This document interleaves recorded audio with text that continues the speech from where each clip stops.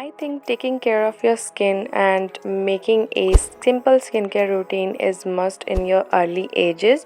So here I'm casually showing you my skincare kit and 3 to 4 products and just 3 to 4 simple steps to take care of your skin. So here I have my simple cleanser from Himalaya since 1930, and then I use a serum to add a little glow on my face, and here I'm using a vitamin C serum. And then third step is applying some moisturizer. This is Pond's light moisturizer which gives me a light coverage, and then I apply some lip balm on my chapped lips, and this is from Vaseline Lip Care Total Moisturizer. And then I have a sunscreen.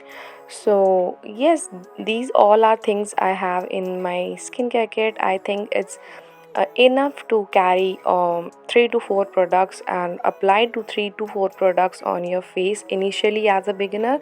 So I carry all these 3 to 4 products in my this simple skincare product kit. So yes, hope you enjoy it. If you like this video, make sure to like this. For the YouTube algorithm, I will definitely create more content on YouTube.